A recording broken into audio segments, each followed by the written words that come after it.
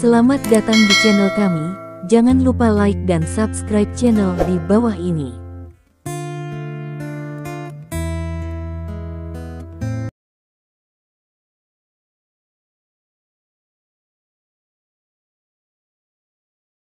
Bab 3201.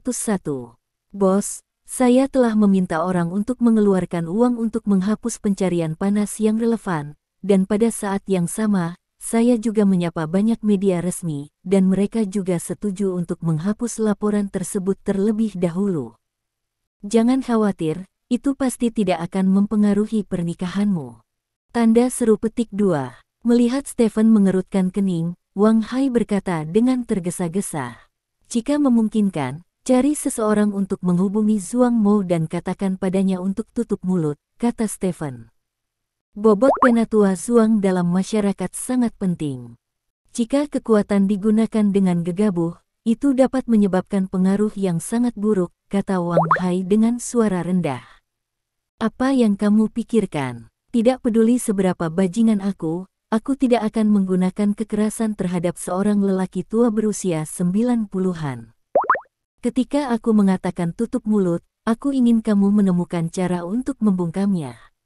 Hentikan saja dia, mulut akan melakukannya. Stephen menatap Wang Hai dan berkata, saya salah paham, maaf, saya akan mengatur seseorang untuk segera mengoperasikannya, kata Wang Hai. Juga, cari tahu hubungan keluarga Zhuang Mo. Jika Zhuang Mo tidak masuk akal, pergilah ke istri dan anak-anaknya.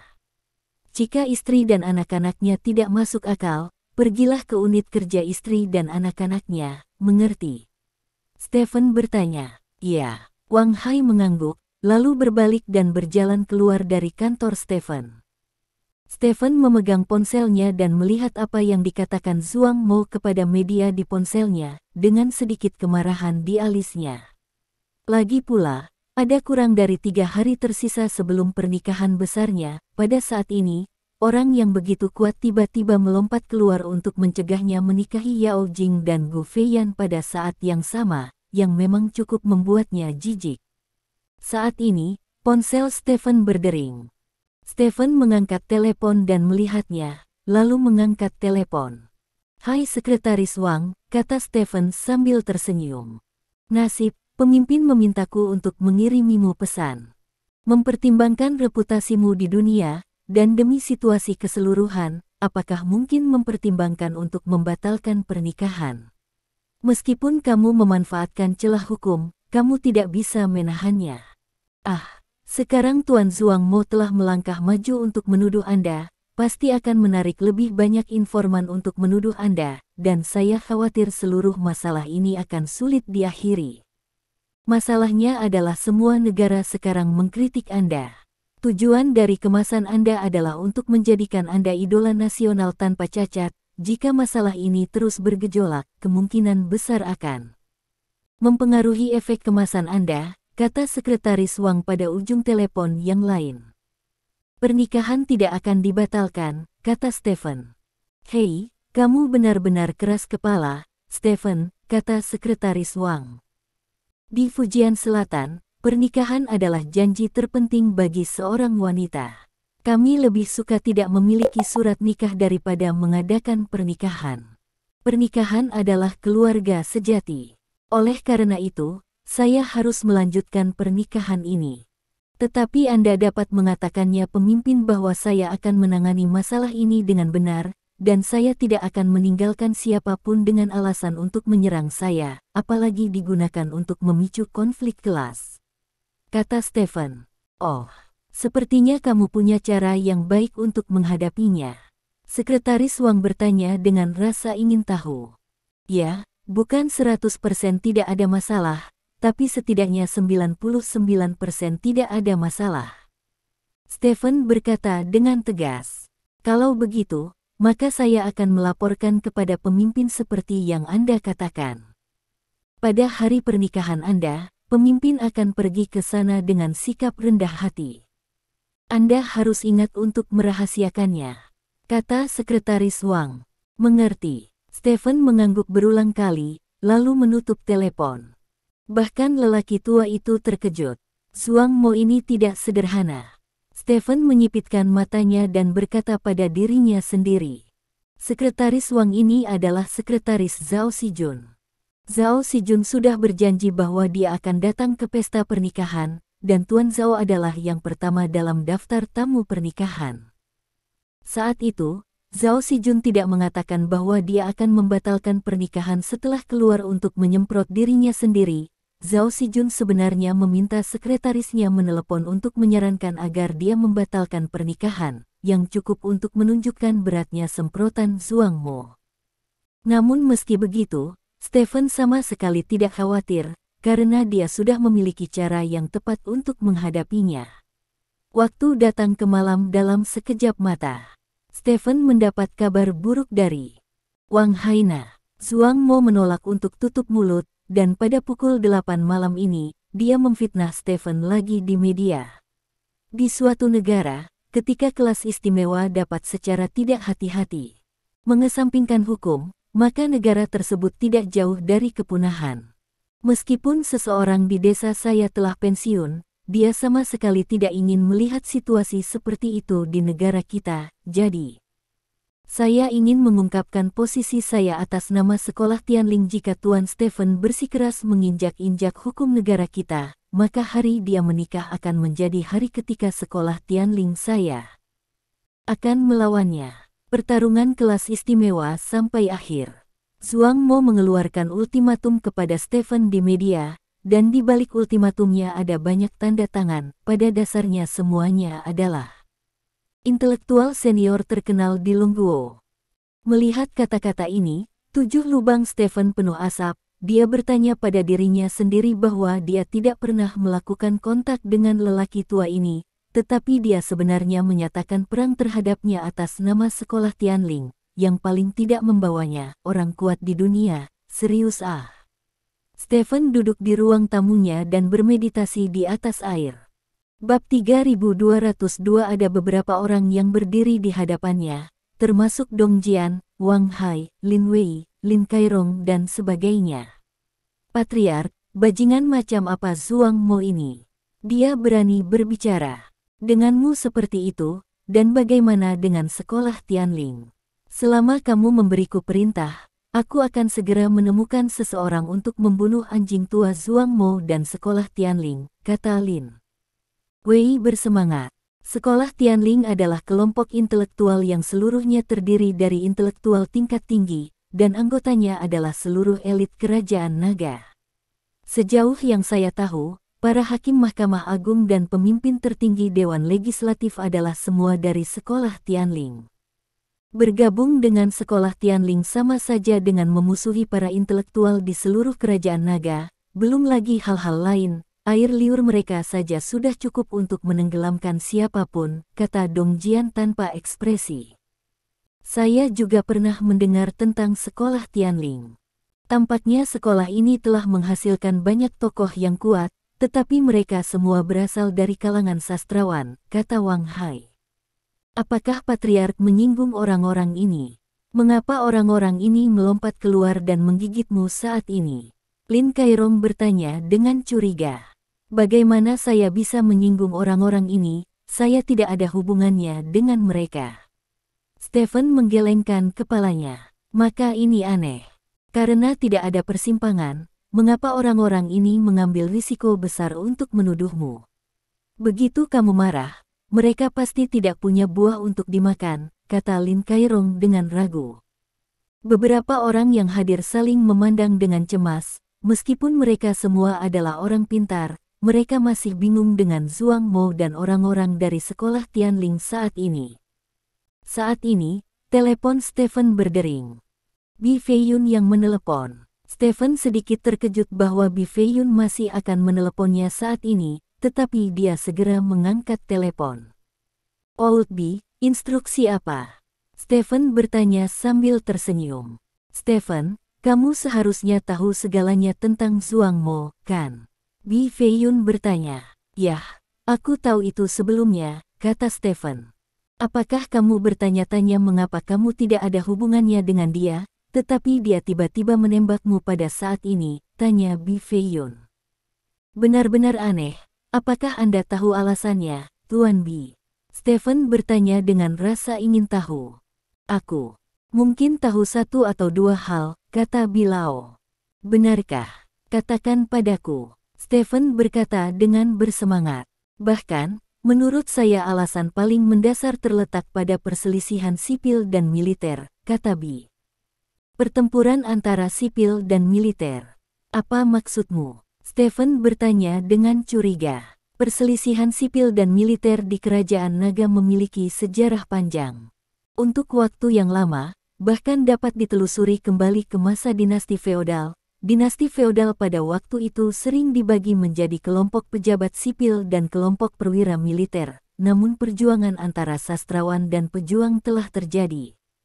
Selalu ada. Para sastrawan berpikir bahwa para pejuang itu vulgar dan faktor ketidakharmonisan yang mempengaruhi stabilitas sosial.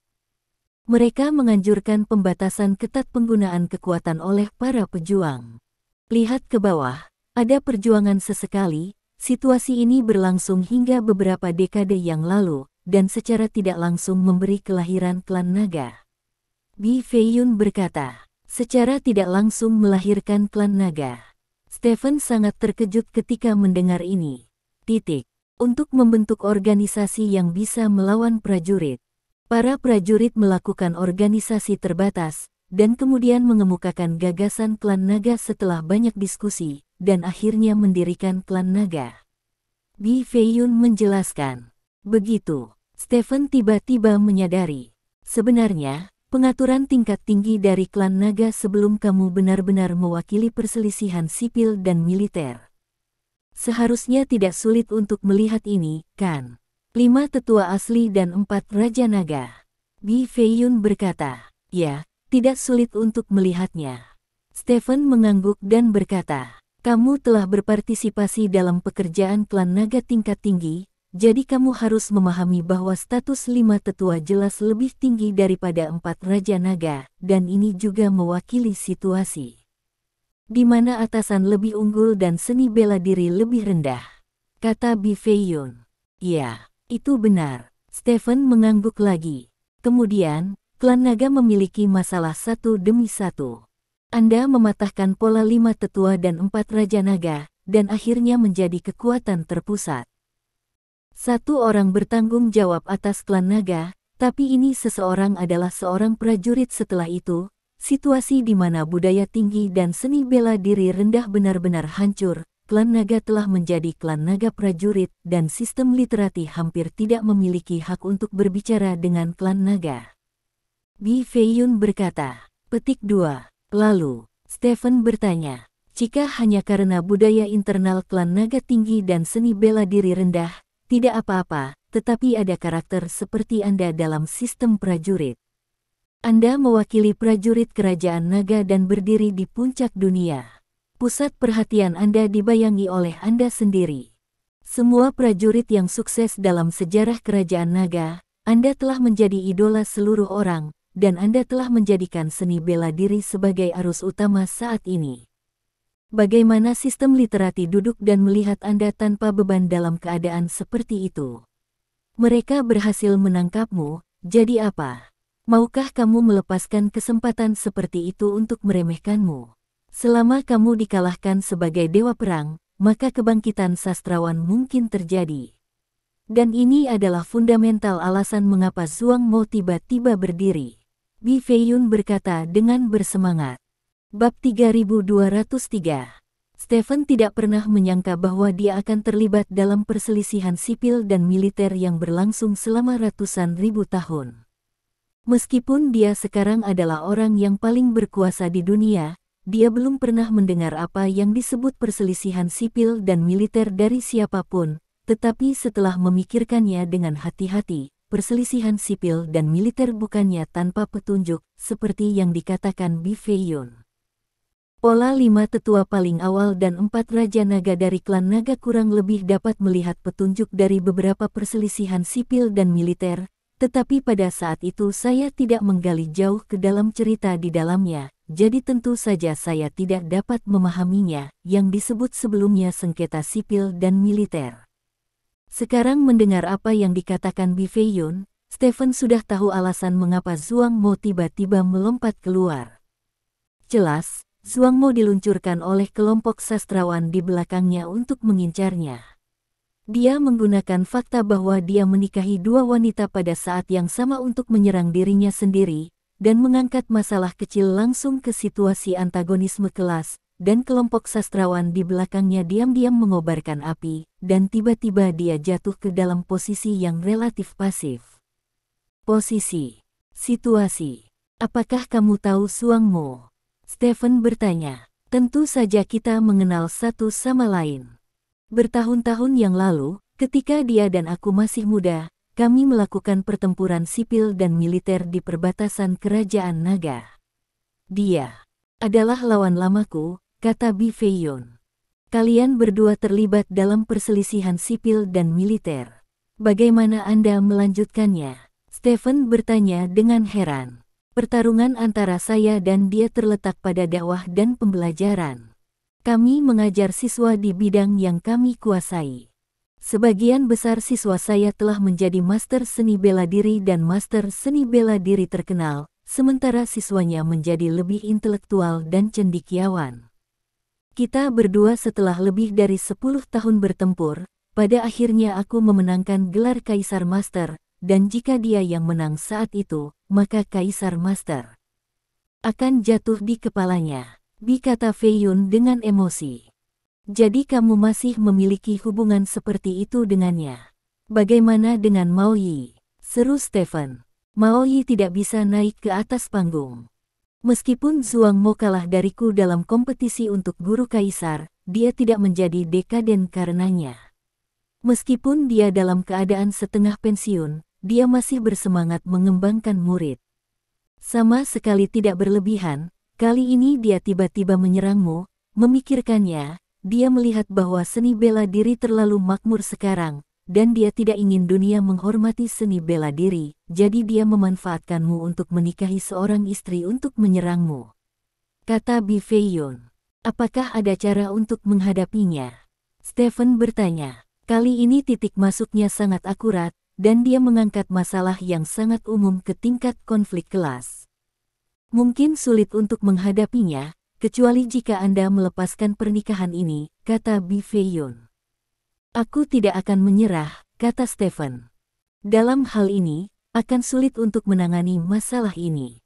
Sastrawan pandai menyihir hati orang, dan Zhuang Mo adalah salah satunya. Anda dapat melihat bahwa ucapannya kepada media dalam 2 kali terakhir menjadi lebih agresif daripada yang sebelumnya, terutama yang kedua kalinya. Pernyataan itu langsung menarik seluruh sekolah Tianling, yang pasti akan memberi Anda tekanan besar dari opini publik. Itu akan meledak sepenuhnya. Saat itu, semua kemasan untuk Anda akan sia-sia. Bi Feiyun berkata, aku sebenarnya sudah punya solusinya, kata Stephen dengan suara rendah. Oh, katakan padaku, kata Bi Feiyun. Stephen secara singkat menjelaskan metodenya. Setelah mendengar ini, Bi Feiyun terdiam sesaat, dan kemudian berkata, metodemu adalah metode yang bagus, dan bahkan menilai dari situasi saat ini, metode ini seharusnya yang terbaik. Bagaimana kamu bisa membuatnya? Ketika saya berencana untuk menikahi keduanya pada saat yang sama, saya sedang mempersiapkan semua kemungkinan situasi yang mungkin muncul hari ini, kata Stephen. Apakah kamu sudah mengatur semua?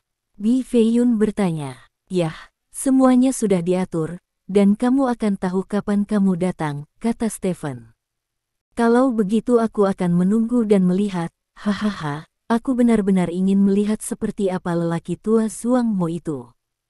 Bi Feiyun tertawa. Karena Anda mengenal Tuan Bi, tolong beritahu dia bahwa saya tidak berniat melakukan perselisihan sipil atau militer, dan saya tidak ingin menargetkan orang tua seperti dia. Jika dia bersedia menarik kembali ucapannya sebelumnya, maka saya akan memperlakukannya dengan baik. Hal-hal ini tidak pernah terjadi. Jika Anda mau, maka jangan salahkan saya karena bersikap kasar, kata Stephen. Orang tua Zhuang Mo itu pemarah, dan hal terakhir yang dia takuti adalah ancaman. Aku tidak akan menyampaikan kata-kata ini kepadamu. Itu tidak ada artinya. Jika kamu benar-benar ingin membuatnya jijik, aku punya cara.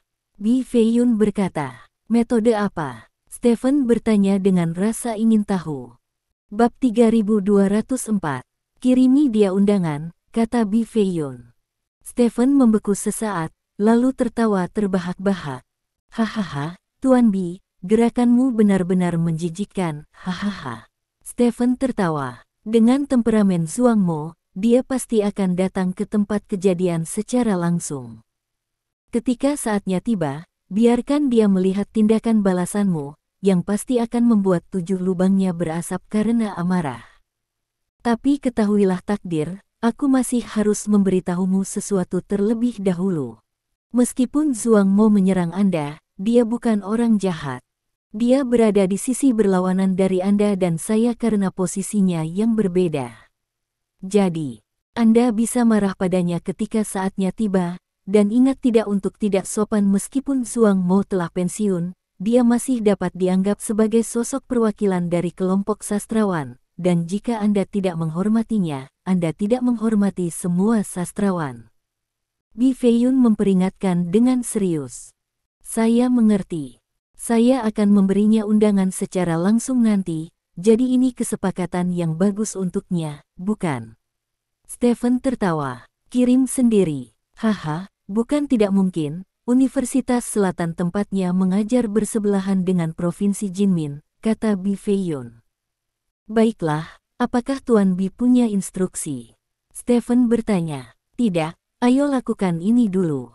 Ngomong-ngomong, aku mungkin tidak bisa datang sampai hari yang sama. Baru-baru ini, sekolah seni bela diri akan mengikuti ujian akhir, dan aku harus mengawasi ujian, kata Bi Feiyun. Oke, sampai jumpa. Stephen berkata, menutup telepon, dan kemudian memberitahu semua orang secara singkat tentang perselisihan sipil dan militer. Baru saat itulah semua orang mengerti mengapa Zhuang Mo tiba-tiba muncul saat ini. Ini benar-benar bencana yang tidak beralasan, kata Dong Jian sambil tersenyum. Benar bahwa kami bahkan tidak tahu apa itu perselisihan sipil militer, tetapi pada akhirnya kami merekrut karakter seperti Zhuang Mo. Ini benar-benar tidak bersalah. Namun, dengan peningkatan status sosial saya, di masa depan, saya mungkin berada di tempat yang saya tidak tahu dalam hal intelijen, lebih banyak orang yang diblokir, jadi. Dong Jian, gandakan anggaran awal untuk Departemen Intelijen. Saya tidak ingin hal seperti Zhuang Mo terjadi lagi. Saya harus tahu dengan jelas bahwa kebangkitan saya akan menghalangi jalan. Jalan siapa? Siapa yang mungkin menjadi musuh potensial saya, mengerti?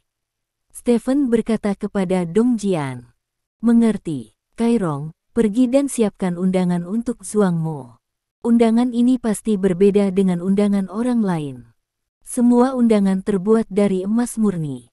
Tidak peduli seberapa vulgarnya, jangan sastrawan tidak menyukai kevulgaran itu. Paling, aku hanya memberi Zhuang Mo undangan yang sangat vulgar. Stephen tertawa. Ya, Lin Kairong mengangguk. Lin Wei, alat transportasi yang akan digunakan pada hari pernikahan harus aman dan terjamin. Aku tidak bisa meninggalkan siapapun dengan petunjuk, mengerti? Stephen menatap Lin Wei dan berkata. Sedangkan untukmu, Wang Hai. Stephen memandang Wang Hai dan berkata, kamu lebih banyak berurusan dengan media, berikan apa yang mereka inginkan, dan tekan pemerintah untuk mengontrol opini publik, dan jangan biarkan orang yang peduli tentang Anda memberikan konflik kepada Anda. Hype it up. Petik 2. Ya. Setelah membuat pengaturan, Dong Jian dan yang lainnya meninggalkan kediaman Stephen. Setelah semua orang pergi, Stephen terbang ke langit sendirian. Pada saat yang sama, di sisi lain, jauh di benua lain, Joey tinggal di istana negara A. Dia mendarat di bandara ibu kota negara beberapa jam yang lalu, dan bertemu dengan anak buah dan pejabat ayahnya. Atas kedatangan Joey, para petinggi negara juga menyatakan cukup antusias, tak hanya mengutus pejabat untuk menjemput pesawat, tapi juga membariskan pengawal istana untuk menjaga keselamatan Joey. Anak buah, Barton Joey tinggal di istana selama beberapa jam.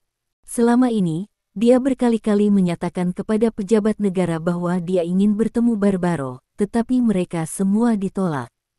Alasannya sangat sederhana, mengatakan bahwa Barbaro sedang bertemu dengan seorang terhormat tamu. Joey tidak punya pilihan selain menunggu di istana seperti ini, dan 1 hari penantian berlalu. Tuan, dari apa yang dimaksud Barbaro, sepertinya dia bermaksud untuk menggantungmu di sini untuk sementara waktu.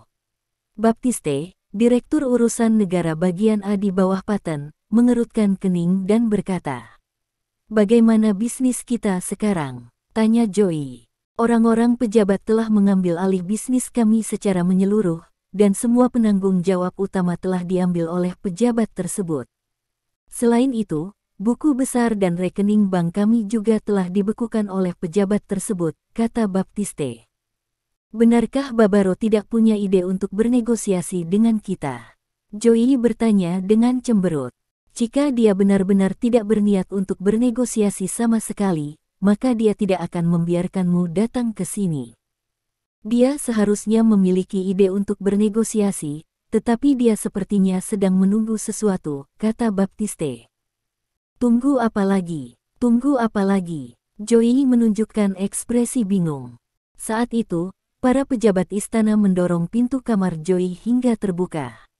"Tuan Joey, Yang Mulia Raja mengundang Anda untuk menghadiri makan malam yang dia selenggarakan," kata pejabat itu sambil tersenyum. "Yang Mulia Raja ingin bertemu denganku?" Joey bertanya dengan heran. "Ya, saya minta maaf, Tuan Joey. Yang Mulia Raja telah sibuk dengan urusan pemerintahan sebelumnya, dan baru sekarang memiliki waktu untuk bertemu dengan Anda. Silakan ikut saya ke ruang perjamuan istana," kata pejabat itu. "Oke, Baptiste, ayo pergi," kata Joey. "Oke." Baptiste mengangguk. "Tuan Baptiste, Yang Mulia Raja hanya mengundang Tuan Joey," kata pejabat itu tiba-tiba. "Aku pengikut Tuan Joey, itu saja," kata Baptiste buru-buru. "Maaf, Yang Mulia Raja tidak mengundang Anda," kata pejabat itu dengan serius. "Tidak, aku tidak akan membiarkan Tuan Muda pergi sendirian." Baptiste menggelengkan kepalanya. "Tidak apa-apa, Baptiste, hanya pergi ke pesta makan malam, jangan khawatir." Joey berkedip pada Baptiste, dan kemudian berkata kepada para pejabat, "Karena Yang Mulia Raja hanya mengundangku, aku akan pergi sendiri." Petik 2. "Ikuti saya, tolong." Petugas itu mengangguk dan membawa Joey keluar ruangan. Baptiste berdiri di sana, mengerutkan kening. Bab 3205. Di dalam ruang perjamuan istana. Joey datang ke sini bersama para pejabat istana dan bertemu dengan Barbaro untuk pertama kalinya. Meskipun dia pernah melihatnya di TV sebelumnya, ketika dia benar-benar melihat Barbaro, Joey merasakan paksaan yang sama sekali tidak mungkin dia rasakan saat menonton TV. Barbaro mengenakan kostum tradisional bangsanya, memandang Joey dengan senyum di wajahnya dan berkata, "Halo, Tuan Joey, tidak sopan membuatmu menunggu begitu lama untuk pertemuan pertama." Melihat Baba Erlo begitu sopan bahwa Joey sedikit bingung, bertanya-tanya apakah dia merasa salah sekarang. "Halo, Yang Mulia Raja. Atas nama ayah saya dan keluarga kami, saya ingin menyampaikan harapan terbaik saya kepada Anda untuk menjadi penguasa negara ini. Saya percaya bahwa di bawah kepemimpinan Anda, negara ini pasti akan bergerak ke arah yang lebih baik." "Besok brilian." Joey dengan hati-hati mempertimbangkan kosakata, katanya kepada Barbaro. "Kamu benar-benar bisa bicara," kata Barbaro sambil tersenyum. "Ini sepenuh hatiku." Joey hendak berbicara, tapi Barbaro memotongnya. Barbaro tiba-tiba menggelapkan wajahnya dan berkata, "Kalian orang barat selalu suka melumpuhkan kami dengan kata-kata yang terdengar nyaman ini, dan kemudian menipu kami atas apa yang kalian inginkan. Beginilah cara kalian menipu raja sebelumnya." "Yang Mulia, tidak, titik." Joey hendak menjelaskan, tapi disela oleh Barbaro, yang tiba-tiba tersenyum dan berkata, "Namun, aku berbeda dari raja terakhir. Kamu bijak, jadi jangan coba-coba membodohiku." "Itu pasti." kata Joey buru-buru. Silakan duduk, Tuan Joey sayang. Untuk menyambut Anda, saya secara khusus menyiapkan makan malam mewah untuk Anda. Akan ada pertunjukan khusus saat makan malam nanti, yang pasti akan memuaskan Anda, kata Barbaro saat dia berbicara. Dia dengan ramah meraih tangan Joey dan langsung berjalan ke meja di sebelahnya. Joey agak bingung dengan penampilan Barbaro yang murung, tapi dia berhasil menstabilkan mentalnya dan duduk di meja makan bersama Barbaro. Tunggu sebentar, ada teman lain yang datang, kata Barbaro. Jangan khawatir, aku tidak merasa lapar, kata Joey sambil tersenyum. Barbaro mengangguk, lalu berkata kepada seseorang di belakangnya, ayo ajak orang untuk memulai pertunjukan dulu, kalau tidak akan membosankan. Petik 2. Ya, orang yang berdiri di belakang Barbaro mengangguk. Joey melihat orang ini, dia tahu dengan jelas bahwa nama orang ini adalah Kiaoma, karena dia telah membaca informasi yang relevan tentang Barbaro ketika dia datang, dan tahu bahwa ada Kiaoma yang sangat kuat di sebelah Barbaro. Dia adalah petarung nomor 1 di Afrika dan pejuang terkuat di suku tempat Barbaro berada. Saya tidak tahu bagaimana hubungan orang ini dengan Stephen. Pikiran seperti itu melintas di benak Joey. Kiaoma tidak melihat ke arah Joey, tetapi berbalik dan berjalan ke samping. Tidak lama kemudian, musik di ruang perjamuan terdengar, dan kemudian, beberapa wanita cantik dengan kostum seksi dan terbuka masuk dari luar aula. Dari segi pandang, para wanita ini pasti yang terbaik dari yang terbaik. Melihat orang-orang ini menari di tengah ruang perjamuan, Joey sedikit terkejut. Di mana Barbaro ini menemukan sekelompok besar wanita cantik dengan warna kulit berbeda. Barbaro bersandar dengan nyaman di sandaran kursi, dengan tangan terlipat di depannya, dan jari-jari satu tangan terus bergesekan dengan cincin di tangan lainnya. Nah, apakah wanita-wanita ini tidak buruk? Barbaro bertanya sambil tersenyum. Ini benar-benar bagus. Joey mengangguk. Mereka semua adalah istri raja tua, mantan putri negara ini, kata Barbaro. Oh, Joey memiliki ekspresi terkejut di wajahnya. Tapi ketika saya menjadi raja baru negara ini, mereka menjadi trofi saya, kalian lepas baju kalian, kata Barbaro. Mengikuti kata-kata Barbaro, beberapa wanita yang menari di aula mengangkat tangan dan membuka ikatan pakaian mereka. Tak lama kemudian, beberapa sosok cantik muncul di hadapan Joey.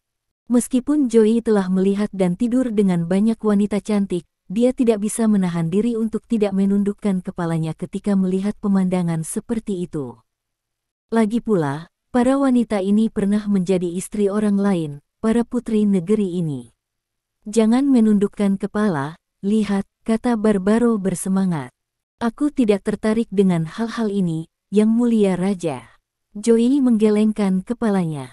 Aku membiarkanmu melihat bahwa aku tidak meminta pendapatmu, tetapi memerintahkanmu, kata Barbaro dengan wajah gelap. Joey ragu-ragu, tapi akhirnya mengangkat kepalanya. Sebenarnya, mereka awalnya tidak mau tunduk padaku.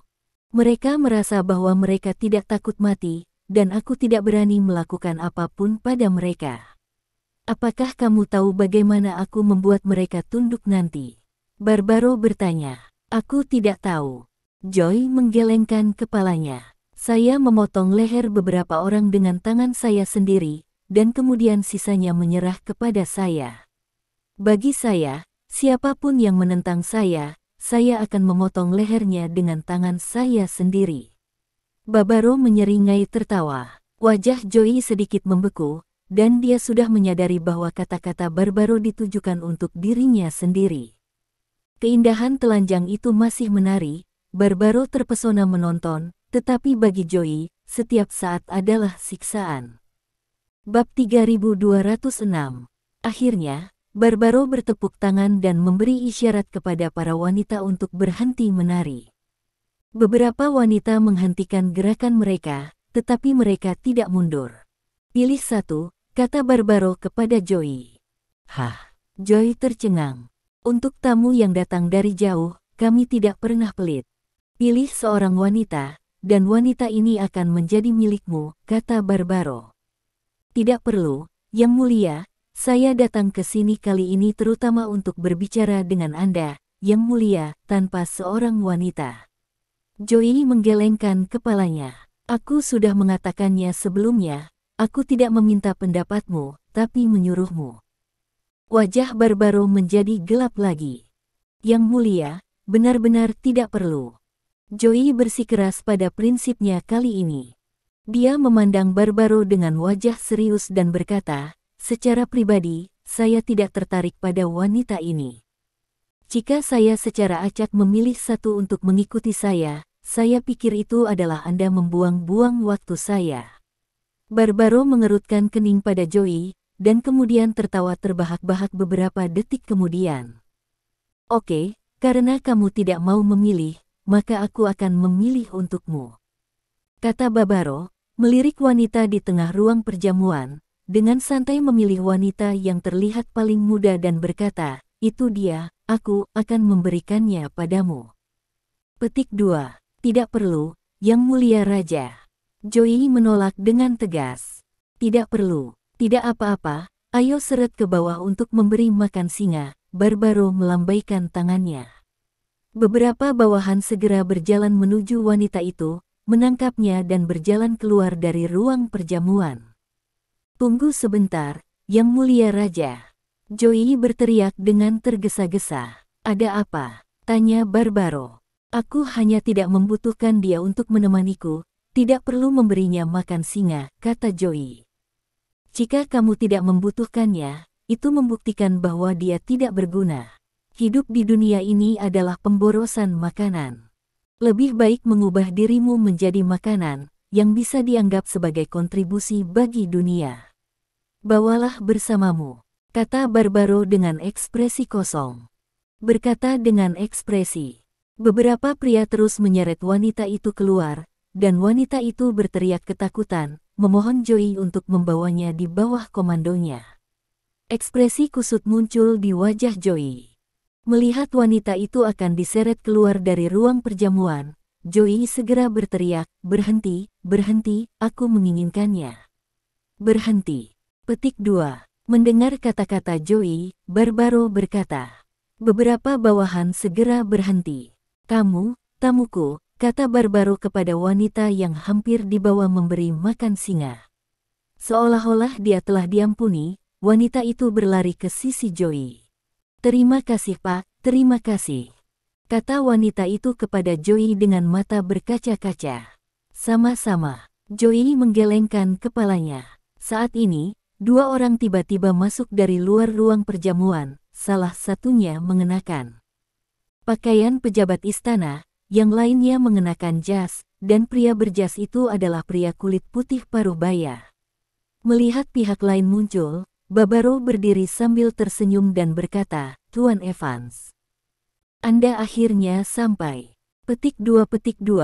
Maaf, Yang Mulia, pesawat mengalami turbulensi dan berputar beberapa kali, jadi sudah terlambat. Pemuda kulit putih itu berkata dengan nada meminta maaf. Evans. Joey menatap pria kulit putih itu dengan ekspresi sedikit terkejut di wajahnya. Dia mengenal Evans ini. Dia juga seorang pengusaha Eropa seperti ayahnya, tetapi dia hampir tidak memiliki urusan bisnis dengan keluarga mereka, dan sungai tidak mengganggu sumur. Ayo, cepat duduk, kata Barbaro. Evans mengangguk dan berjalan ke meja. Joy, lama tidak bertemu, kata Evans kepada Joey sambil tersenyum. Tuan Evans, halo, Joey mengangguk sambil tersenyum, tetapi hatinya sangat waspada. Pasti bukan hal yang baik bagi Evans ini untuk muncul di sini sekarang. Setelah menyapa, Evans duduk di meja. Dia duduk tepat di sisi lain Barbaro, hampir menghadap Joey. Melihat Evans, Joey berkata, saya tidak menyangka akan bertemu Tuan Evans di sini. Apakah Tuan Evans berencana datang ke negara A untuk berbisnis baru-baru ini? Evans memandang Joey dan tersenyum. Dia berkata, Yang Mulia dan saya sudah berteman sejak lama.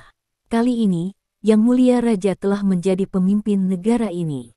Saya harus datang untuk memberi selamat kepadanya. Adapun kerja sama, ada beberapa, tapi kami tidak terburu-buru untuk membahasnya sekarang. Ayo makan dan minum dulu. Petik 2. Itu yang di sebelah Joey. Cantik banget, kata Evans. Pilih satu juga. Barbaro menunjuk ke arah para wanita yang berdiri di tengah ruang perjamuan dengan panik dan berkata, "Pilih satu. Bagaimana itu cukup? Bisakah saya menari beberapa lagi, tuanku?" kata Evans. "Hahaha, aku suka orang sepertimu, pilihlah, selama kamu tidak takut kelelahan malam ini," kata Barbaro sambil tersenyum. Evans menyeringai, lalu mengangkat tangannya dan menunjuk beberapa wanita, yang semuanya dibawa ke samping Evans. Melihat adegan ini, Joey menemukan bahwa kebaikan Barbaro untuk Evans jelas lebih tinggi daripada kebaikannya untuk dirinya sendiri. Mengenang bahwa Evans juga ada di sini untuk membahas bisnis, dia samar-samar memahami pemikiran Barbaro. Bab 3207. Kamu. Petik 2. Saat Joey sedang memikirkan bagaimana menghadapi situasi saat ini, Barbaro tiba-tiba menunjuk ke wanita telanjang yang berdiri di belakangnya. Wanita itu sedikit gemetar, membungkuk dan berkata, "Yang mulia, tolong pesan." Petik 2. Tidak, aku tidak berani. Wanita itu menundukkan kepalanya dan berkata dengan cepat, "Tuan Joey, kami akhirnya datang ke sini. Anda harus menunjukkan aksi Anda dan biarkan dia merasakannya. Ini adalah cara keramahan kami, bukan?" kata Barbaro. "Meniup instrumen. Instrumen apa?" tanya Joey curiga. "Kamu akan segera tahu." Barbaro tersenyum ambigu.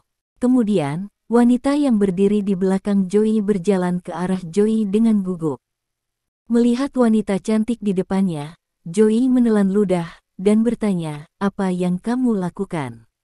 Wanita itu tidak berbicara, dan berlutut di depan Joey, lalu mengulurkan tangan untuk menarik celana Joey. Hanya dengan satu gerakan, Joey tahu alat musik apa yang pandai dimainkan wanita ini.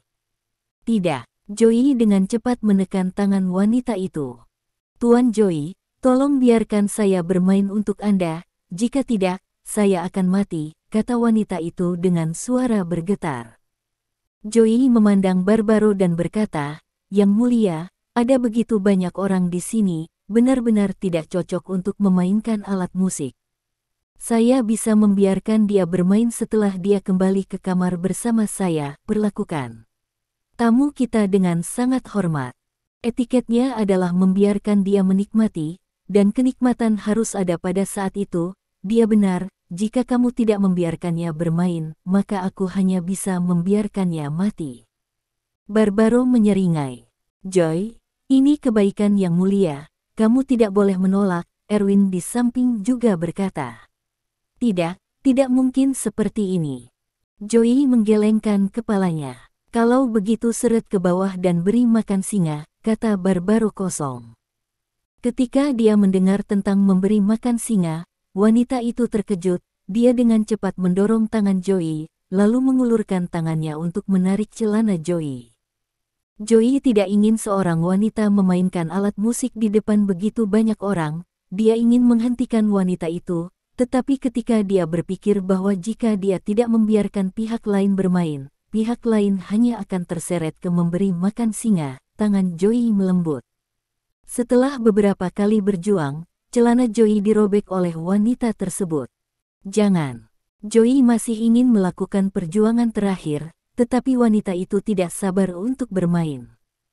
Wajah Joey sepanas panci yang sudah lama terbakar, dia memandang orang-orang di sekitarnya dengan ketakutan dan menemukan bahwa wajah mereka semua dengan ekspresi bercanda. Sensitivitas fisik terjerat dengan ketegangan mental dan perlawanan, dan perasaan kontradiktif itu hampir membuat Joey pingsan. "Saya sangat iri dengan anak-anak muda sekarang. Mereka bisa bermain lebih banyak daripada saat kami masih muda," kata Evans sambil tersenyum. "Tuan Evans, ayo, minumlah segelas anggur." Barbaro mengambil gelas itu dan berkata kepada Evans. Evans tersenyum dan mengambil gelas anggur dan memberi isyarat kepada Barbaro, lalu keduanya minum anggur sambil menatap Joey, seolah-olah mereka sedang menonton film bersama. Beberapa menit kemudian, diiringi geraman Joey yang tak terkendali, wajah Joey berubah dari merah menjadi agak pucat. Hahaha, Tuan Joey, bagaimana perasaanmu? Bagus sekali, kan? Barbaro berkata sambil tersenyum lebar sambil menepuk bahu Joey. Joey menatap kosong pada Barbaro. Kamu mungkin tidak bisa beradaptasi pada awalnya, tetapi kamu akan terbiasa setelah kamu tinggal di negara kami selama beberapa hari lagi. Ayo, karena pertunjukannya sudah selesai, ayo minum, dan kamu bisa keluar. Barbaro berkata kepada pria yang berlutut di tanah, kata wanita itu. Wanita itu mengangguk berulang kali, lalu berdiri dari tanah. Sepertinya karena berlutut dalam waktu yang lama, tubuh wanita itu terhuyung-huyung, dan dia terhuyung-huyung beberapa langkah ke arah Barbaro. Barbaro menatap wanita itu dengan ekspresi main-main di wajahnya. Tepat ketika wanita itu mendekati Babalo, wanita itu tiba-tiba berbalik dan meninju Babalo. Pukulan ini ditujukan ke tenggorokan Babalo, seolah ingin langsung meninju tenggorokan Babalo. Pada saat ini, bayangan hitam melintas.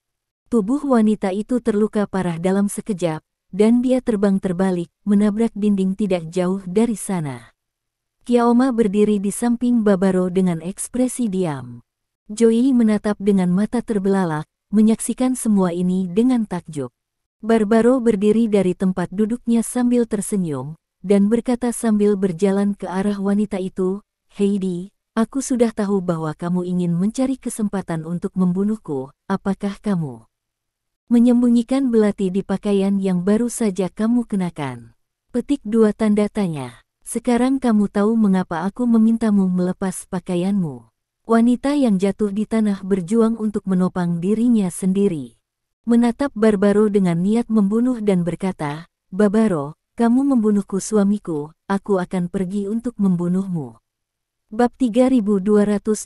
Meskipun dia mengatakan ingin membunuh Barbaro, wanita yang terluka parah itu tidak bisa berdiri sama sekali.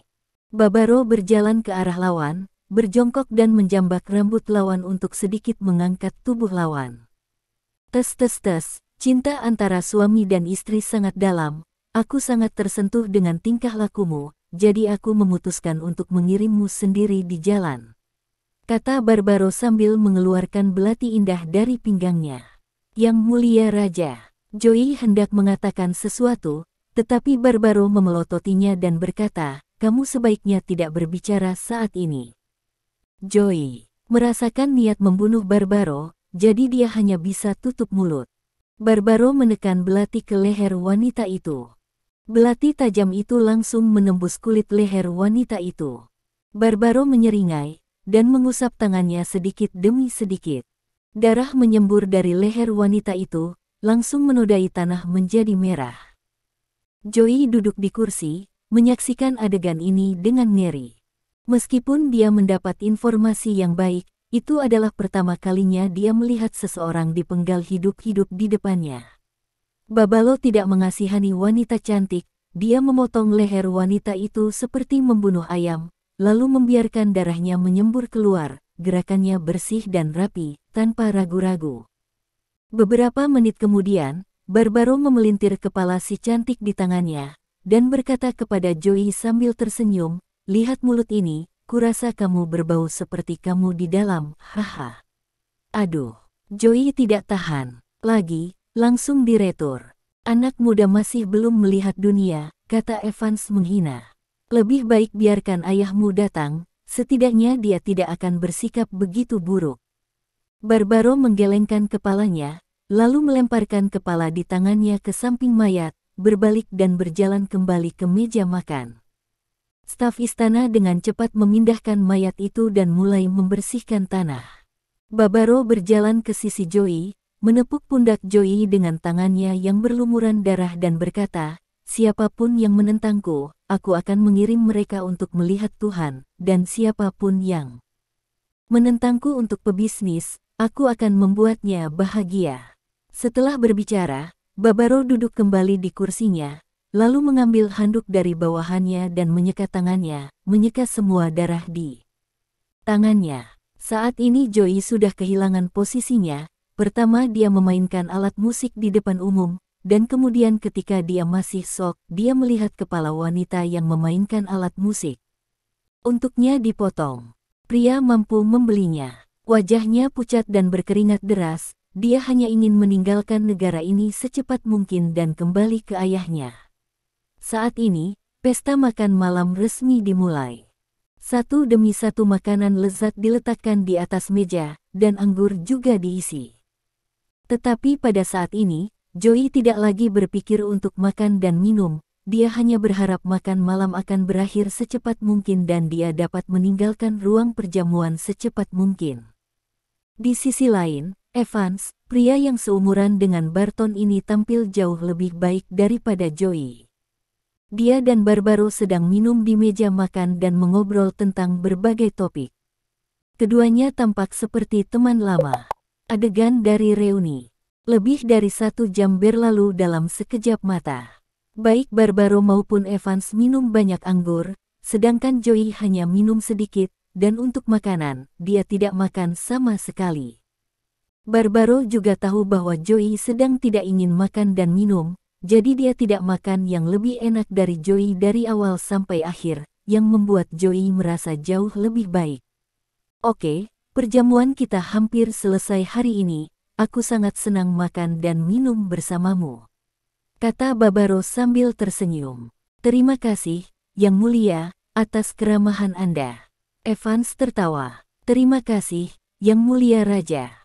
Joey juga berkata, yah, sudah hampir waktunya. Kalian kembali dan istirahat dulu, aku punya hal lain untuk ditangani, kata Barbaro. Yang Mulia, saya di sini kali ini untuk urusan keluarga kita.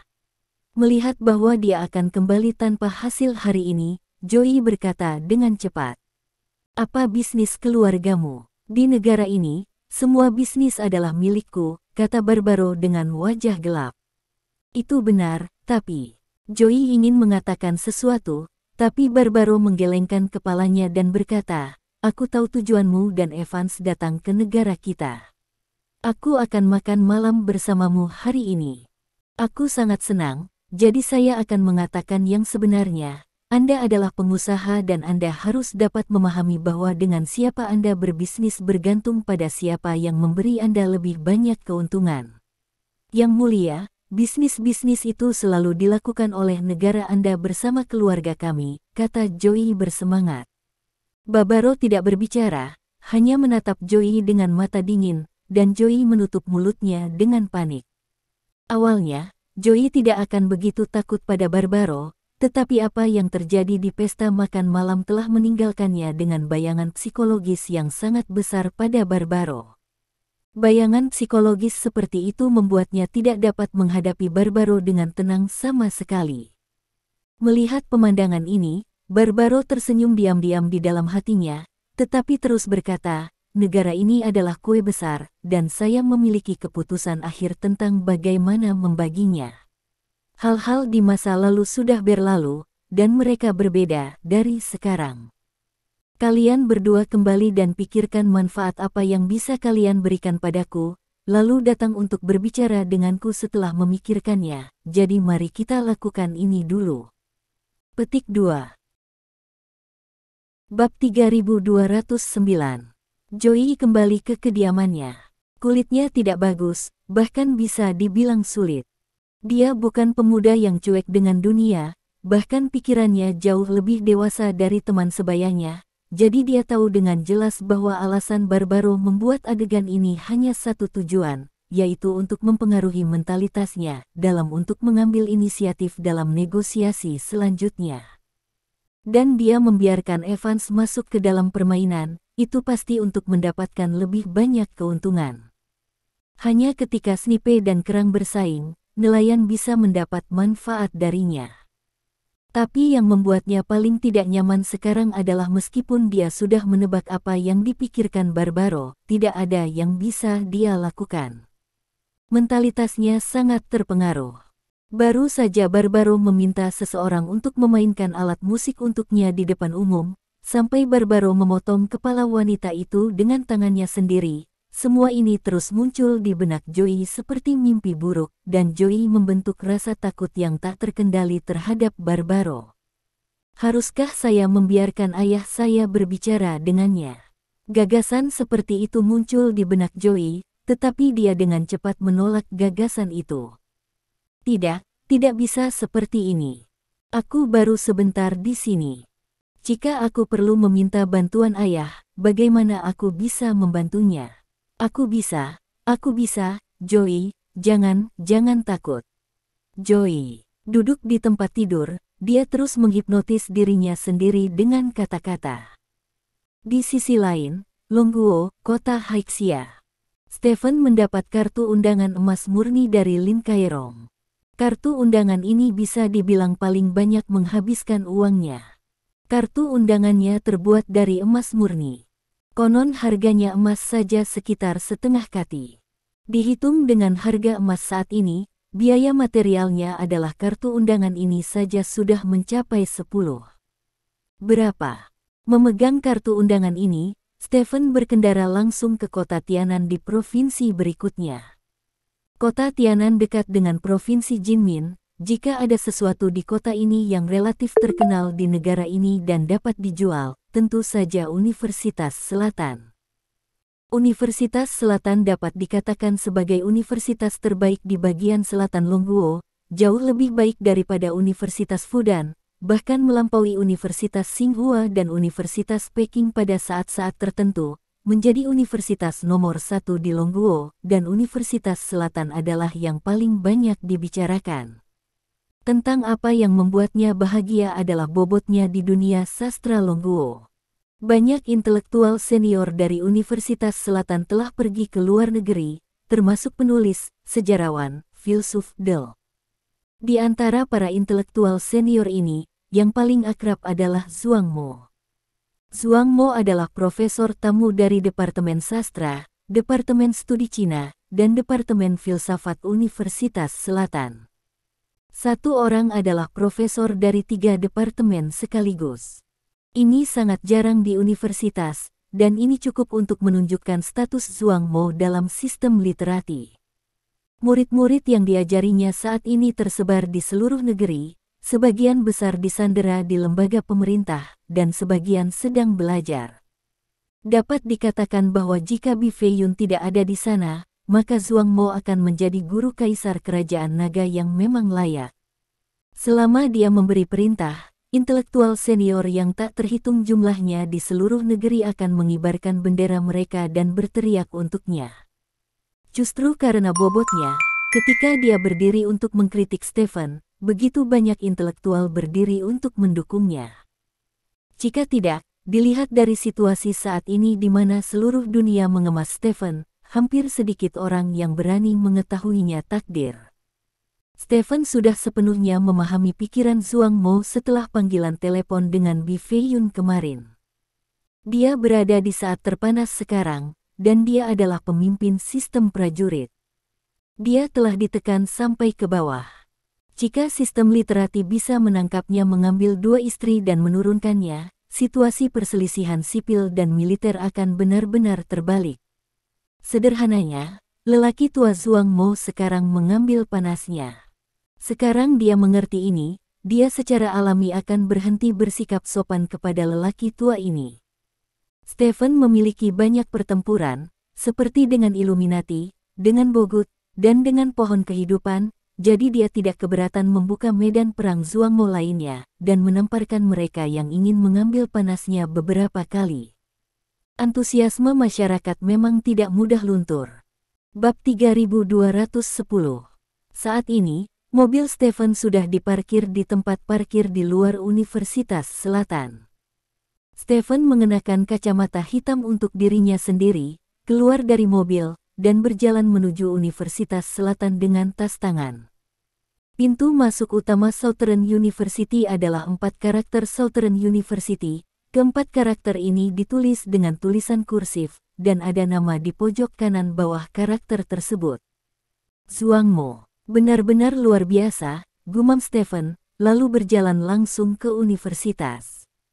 Sebagai universitas terkemuka di Longguo, Universitas Selatan secara alami tidak mengatakan apa-apa tentang pembangunan kampus. Begitu Anda memasuki pintu, Anda akan melihat sebuah boulevard dengan pepohonan lebat di pinggir jalan, dan di belakang pepohonan terdapat lapangan basket. Karena ini jam pelajaran, tidak ada seorang pun di lapangan basket. Stephen berjalan maju sesuai dengan informasi yang diperoleh sebelumnya. Di tengah jalan, dia melihat banyak siswa memegang buku. Orang-orang ini seharusnya sedang dalam perjalanan ke kelas. Melihat adegan ini, Stephen cukup emosional. Dia juga orang yang pernah belajar di perguruan tinggi, tetapi sebagian besar perhatiannya adalah untuk meningkatkan dirinya selama kuliah, jadi dia tidak menikmati kehidupan kampus dengan baik. Sekarang melihat mahasiswa energi ini, tidak dapat dihindari bahwa beberapa melankolis akan muncul dalam dirinya. Hati. Tanpa ibu dan anak Lin Zixing, mungkin kehidupan kampus saya akan menjadi biasa dan memuaskan seperti orang-orang ini. Stephen berjalan ke gedung pengajaran di depan sambil berpikir. Ada lebih banyak siswa di gedung pengajaran, dan saat ini sudah dekat dengan kelas, dan orang-orang ini semua berjalan ke ruang kelas masing-masing.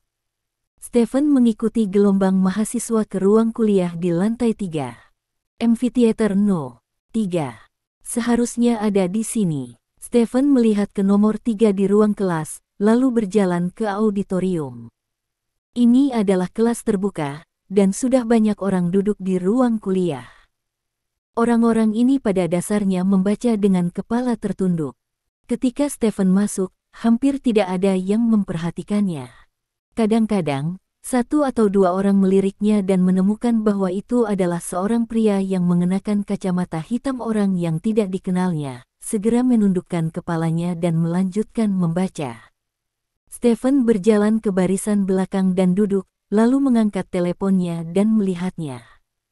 Perdebatan tentang dia di internet masih berlangsung, dengan Zhuang Mo, seorang sastrawan hebat, memimpin. Banyak orang yang takut mengikuti popularitasnya sebelumnya telah melompat keluar saat ini.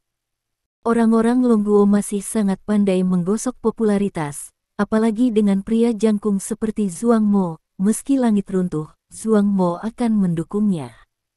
Mereka yang menginginkan lalu lintas dan ingin terkenal tidak akan menyia-nyiakan paparan seperti itu. Artikel kemarahan tentang Stephen muncul seperti jamur setelah hujan musim semi. Artikel-artikel ini benar-benar membingungkan beberapa orang, dan membuat reputasi Stephen di Longguo turun ke titik terendah dalam beberapa tahun terakhir. Situasinya sangat berbeda dengan di luar negeri. Di luar negeri, dengan promosi Stephen oleh pemerintah berbagai negara, Stephen telah menjadi identik dengan seorang pahlawan, dan semua tindakannya diperindah. Bahkan soal menikahi dua istri berada di bawah kecantikan pemerintah barat, ini masalah secara langsung menjadi bahwa dia tidak takut dengan pandangan duniawi dalam mengejar cinta sejati. Dalam hal cinta, perbedaan antara orang barat dan orang timur tercermin sepenuhnya dalam hal ini. Bukannya tidak ada seorang pun di China yang mencoba mempercantik pernikahan Stephen dengan dua istri, tetapi di mata orang China yang relatif tradisional, bahkan jika perilaku seperti itu diperindah, itu adalah pelanggaran hukum dan moralitas, tetapi berbeda di luar negeri. Beberapa orang mengejar kebebasan, meskipun melanggar hukum dan moralitas, tetapi selama itu untuk kebebasan, maka semuanya tidak penting. Contoh tipikal adalah seorang pria menipu tunangan orang lain dan melarikan diri dengan tunangannya, tetapi berakhir dengan kecelakaan dan meninggal di jalan. Orang-orang tidak peduli betapa tidak bermoralnya tunangan melarikan diri dengan orang lain. Orang-orang hanya melihat kehebatan dua anak muda yang putus asa akan cinta dan kematian terakhir. Di mata mereka, memecahkan sepatu telah menjadi kisah cinta yang epik. Lin. Stephen saat asyik menonton berita, suara seorang wanita tiba-tiba terdengar dari sampingnya.